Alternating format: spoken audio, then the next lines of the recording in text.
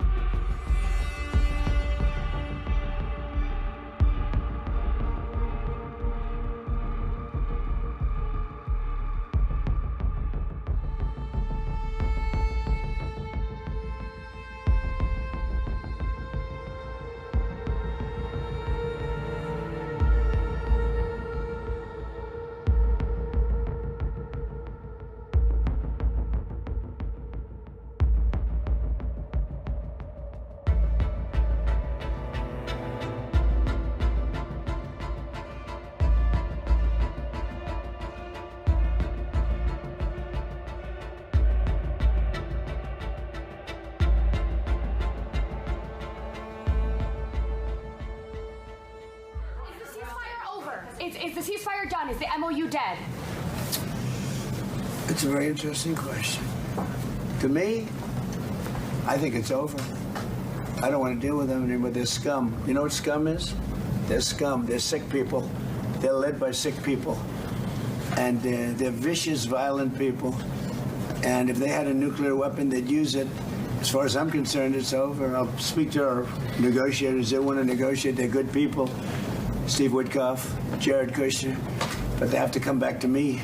As far as I'm concerned, it's just a waste of time dealing with them. They're liars. We make a deal. And if I make a deal with him, we have a deal. And he goes out, he talks. We make a deal. Everyone's agreed. No nuclear weapon. We make a deal. They go outside, talk to the press. They say, we never even talked about it. There's something wrong with them. They're cuckoo. As far as I'm concerned, it's over. Ollie, these are very strong remarks that we've just had from the president. I'm presuming that this will overshadow this meeting that is taking place, a NATO meeting. President Trump signaling that the ceasefire with Iran is over.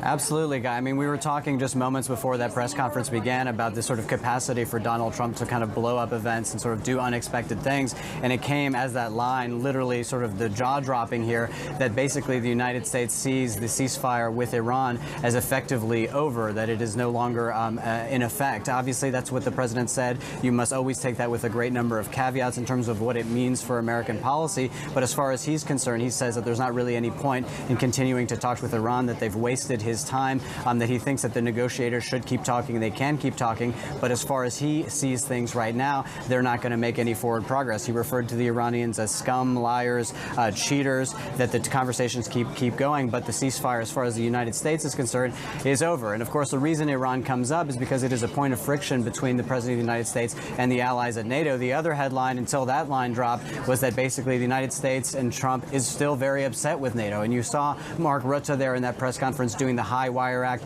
trying to keep the United States on board, saying that the strikes that the United States did over the last couple of days were completely necessary. But of course, that conversation entirely derailed, totally overshadowed by that line from the President of the United States that effectively he sees the ceasefire between the United States and Iran as over. Let's just talk about the comments related to Spain and some of the other European allies as well, Ollie. One of the things that a lot of analysts were looking for into this meeting was a commitment by the United States to Article 5, to NATO, that if provoked, there would be a response. If Putin were to push, there would be a response. That didn't sound like it to me. It didn't sound like that commitment was there. No, absolutely not, Guy. And I think that, you know what, I don't think that that's the ambition anymore from NATO allies. I don't think they expect the President of the United States to give that full solidarity, to say the ironclad sort of Article 5. I think that Trump's sort of policy towards NATO is to keep that kind of forever ambiguous, to kind of play with it around the edges. And it has in some ways been effective if the goal has been to get NATO spending up. You know, but I don't think you're going to get that kind of comment from the United States. But, Guy, just on this issue of Spain, I think it's really interesting. I mean, what Trump is talking about, he's still very upset with Spain.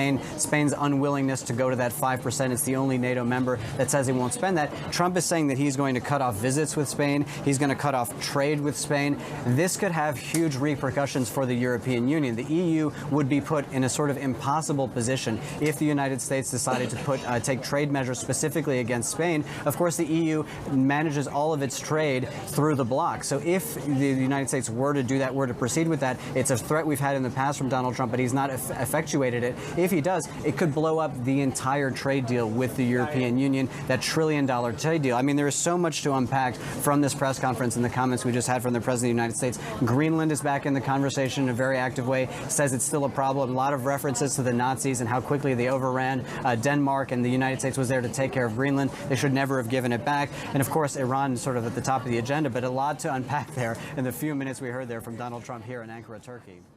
Well, first of all, we took out additional, you know, they were trying to rebuild their radar, and they had about 60% built. Now they have to start all over again.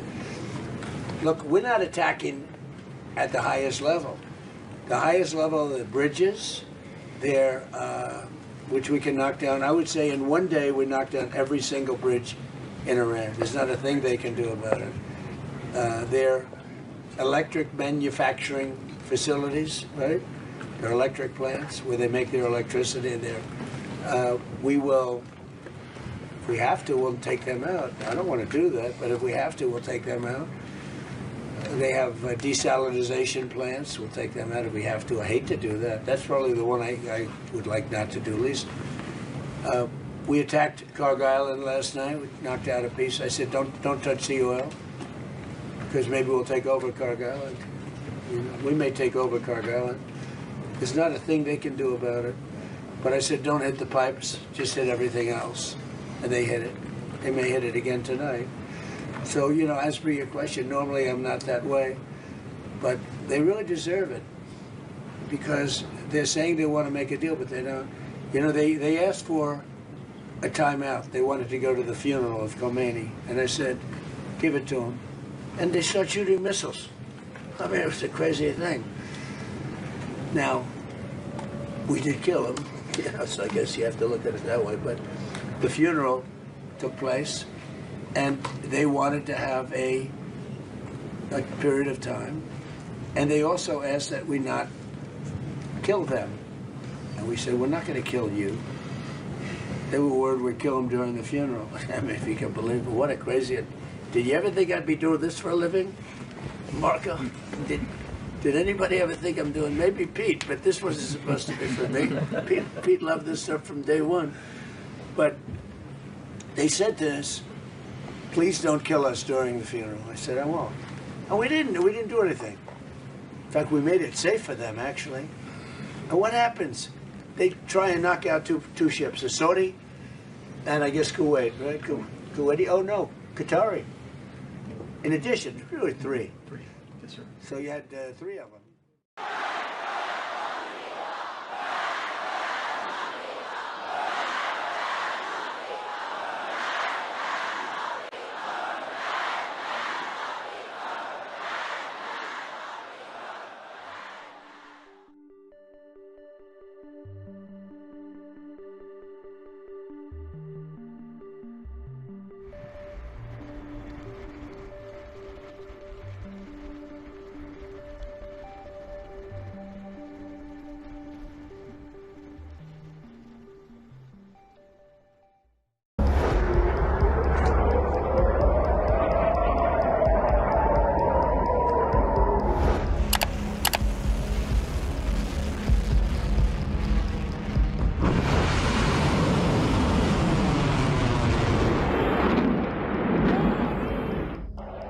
The Gulf is witnessing one of its most serious military escalations yet.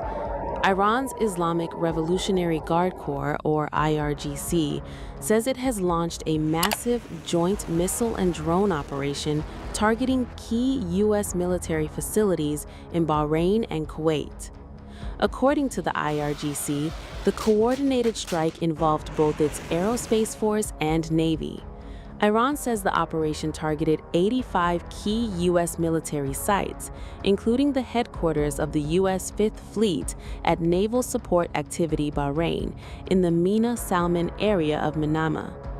Another major target, according to Iran, was the Ali Al Salem Air Base in Kuwait, one of the United States' most important military installations in the Gulf.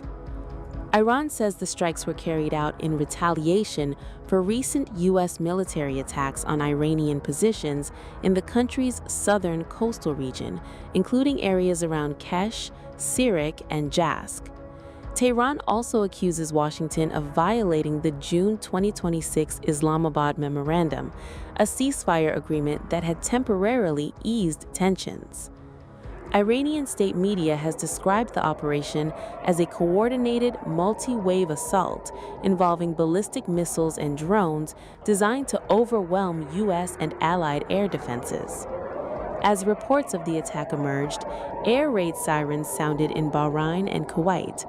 Residents reported explosions, while air defense systems were activated to intercept incoming projectiles. Authorities in Bahrain issued public safety alerts, though the full extent of the attack remains unclear. So far, there is no independent confirmation that all of the reported targets were successfully hit. U.S. Central Command, Bahraini authorities, and Kuwaiti officials have not confirmed Iran's account or released a comprehensive assessment of damage or casualties. Military analysts note that previous rounds of fighting have seen Iran announce large-scale strike results, while U.S. officials reported that many missiles and drones were intercepted by Patriot batteries and ship-based air defense systems. The latest exchange underscores the rapidly deteriorating security situation in the Gulf. Since early 2026, the United States and Iran have traded strikes following tensions in the Strait of Hormuz, attacks on commercial shipping, and repeated military operations targeting each other's strategic assets. With both sides continuing to exchange military action, attention is now focused on official statements from U.S. Central Command and Gulf governments, which are expected to provide a clearer picture of the damage, casualties, and any further response. The situation remains fast-moving, and we will continue to bring you the latest verified developments as they emerge.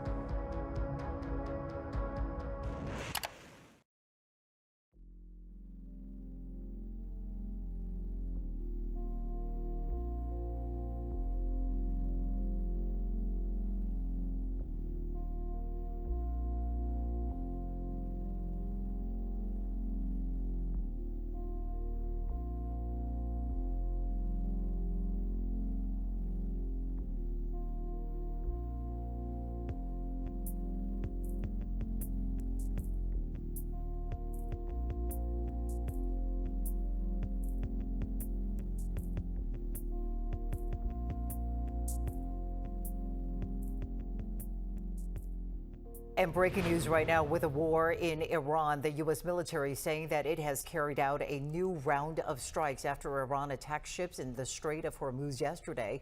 President Trump has now left the NATO summit in Turkey, where he declared the ceasefire with Iran over. ABC's Karen Travers, who is traveling with the president, has the latest. Rob, Judy, President Trump today declared that negotiations with Iran are a waste of time and said he's not even sure he wants to make a deal. Hours after threatening to continue U.S. strikes against Iran, President Trump saying he doesn't think this will lead to a return to full-scale war. No, I don't think it's going to start again. I think it's going to go very quickly. Earlier today, the president signaled the ceasefire deal he signed with Iran just 3 weeks ago is dead. He declared negotiations with Iran, quote, a waste of time. We can play games, but I'm not sure I want to make a deal. Let's just finish the job. But when asked how he now plans to get Iran's nuclear material and reach a deal on its nuclear program, the president said, well, we've already got the nuclear material because it's so far underground, nobody's going to be able to get it except us. The U.S. and Iran traded strikes this week, the third round of attacks since that ceasefire agreement was signed. The U.S. hitting Iranian air defense and coastal surveillance systems, missile and drone launch sites and port facilities, and 60 Iranian small boats, according to U.S. Central Command. The strikes in response to Iran targeting 3 commercial ships in the Strait of Hormuz. Iran overnight firing back, launching attacks targeting U.S. military sites in Bahrain and Kuwait. Ukraine was supposed to be a key focus at this NATO summit, the escalation with Iran overshadowing President Trump's meeting with President Zelensky. But the president indicating more U.S. help is on the way for Ukraine, allowing them to make Patriot air defense systems. We're going to give a license to you to make Patriots. That's pretty cool, right? This way you can't complain that we're not giving them enough. President Trump today again insisted that President Putin wants to end the war in Ukraine. But when pushed on what Putin would concede to make that happen, the president couldn't say.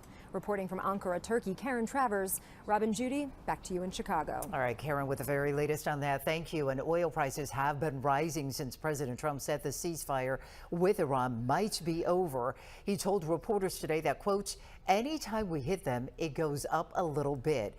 There are concerns that any disruption of ships through the Strait of Hormuz could again impact gas prices. They had dropped after the U.S. and Iran signed a memorandum of understanding. Just when the world thought the fighting was slowing down, the U.S.-Iran conflict has erupted again. And this time, the battlefield isn't just about missiles, it's about cutting off strategic supply routes. One of the biggest targets, a crucial railway bridge that connects Iran with China and Russia. In the early hours of today, the United States reportedly struck the Ag-Teke-Khan railway bridge in Iran's Golestan province using cruise missiles. This isn't just another bridge, it's part of the China-Turkmenistan-Iran rail corridor, a key trade and logistics route that has become increasingly important for both Beijing and Moscow. It is situated on the western outskirts of Akkala in Golestan province on the Inche-Barun-Turkmenistan railway route. The route supports freight traffic as part of China's Belt and Road Initiative and broader Eurasian connectivity efforts. It is served as an important alternative for Iran to move goods, including oil bypasses or sanctions evasion routes, amid maritime disruptions in the Strait of Hormuz. The corridor has gained massive strategic value because Russia has been using it to move goods since last November, while Chinese rail traffic reportedly surged after disruptions and blockades affected maritime shipping routes. In other words, this railway has become an alternative economic lifeline linking China, Russia, and Iran. The Ag-Teke-Khan Bridge is a critical node in the multimodal rail networks connecting these countries via Central Asia. Its recent damage highlights its strategic importance in ongoing geopolitical and economic rivalries. The strike appears aimed not only at damaging infrastructure, but also at disrupting the growing economic and logistical cooperation among the 3 countries. Earlier in the conflict, rail junctions, roads, and bridges along the same network were also hit. However, Iran managed to restore many of these facilities within a remarkably short time, allowing traffic to resume. So the message is clear. This conflict is no longer confined to military bases or missile sites.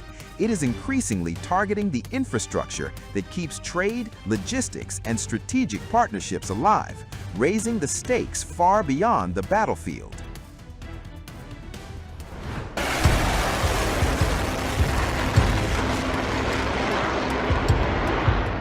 In a major show of retaliation, Iran unleashed a barrage of missiles and drones targeting U.S. military installations in Bahrain and Kuwait, responding to a fresh wave of American airstrikes deep inside Iranian territory on the second day of renewed hostilities.